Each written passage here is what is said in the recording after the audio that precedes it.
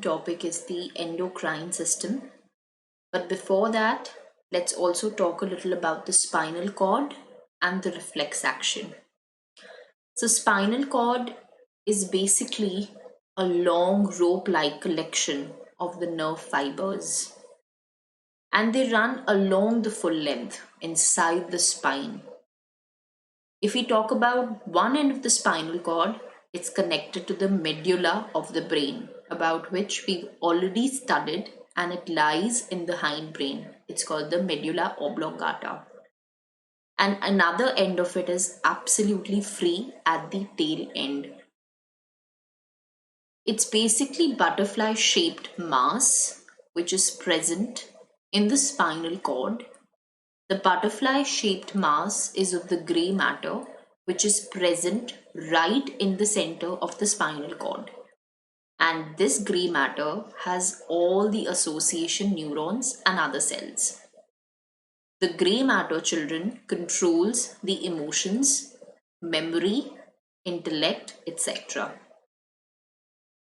The white matter is actually surrounding the gray matter, and it is composed of the ascending and the descending neural tracts.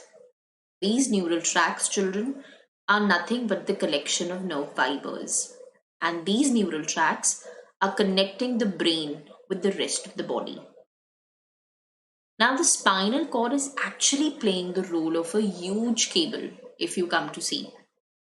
And many of the messages are being exchanged with the central nervous system. So, what are the two most important functions of the spinal cord? One, it carries the sensory impulses which are coming from the lower parts of the body to the brain, and the motor impulses which are originating from the brain to the rest of the body. And the second function is that it is actually performing all the simple reflexes which do not really involve the brain. So, what are some of these simple reflexes, children? The eye blinking reflex is one of the most simplest one, which is also something which has been inherited, in the nervous system.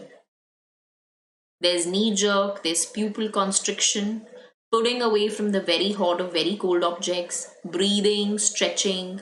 All these are the basic reflex actions, the simple reflex actions for which the brain is not involved, but yes, these actions are carried out by the spinal cord.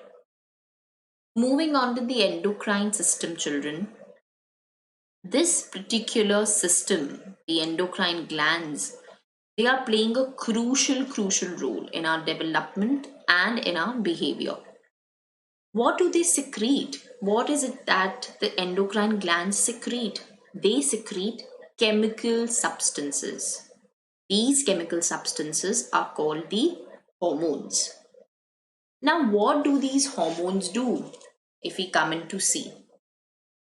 So these hormones, children, are actually controlling some of our behaviors.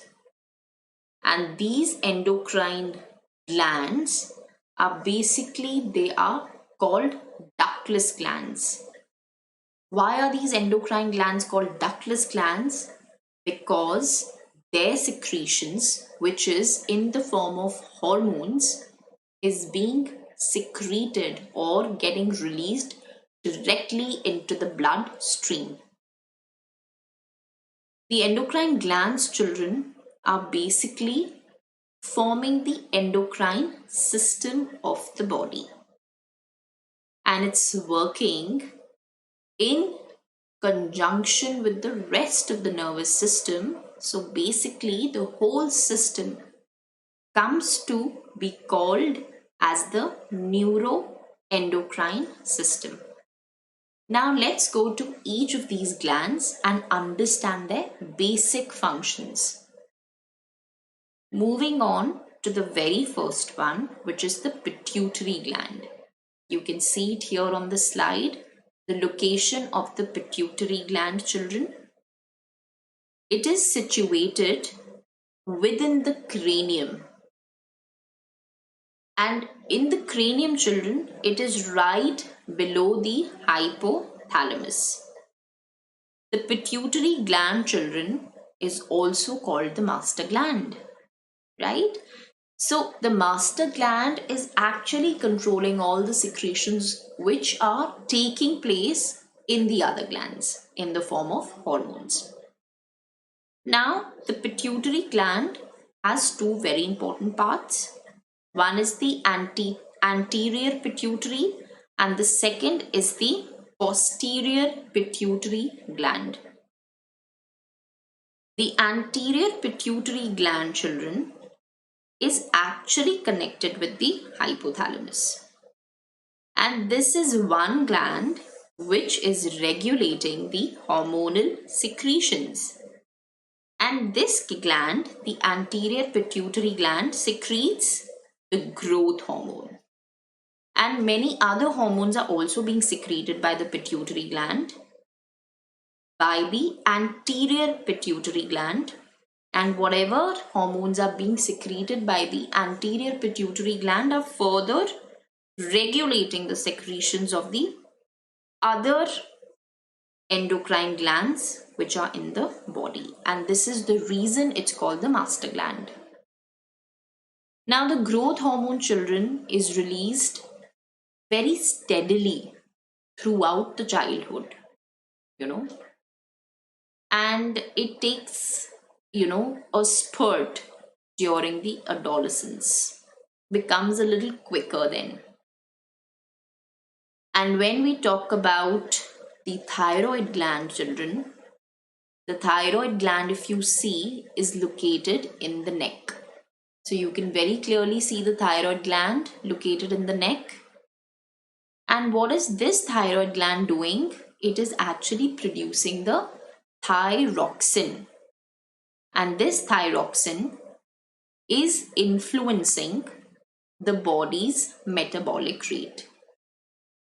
So what's important is the optimum amount of thyroxine needs to be secreted.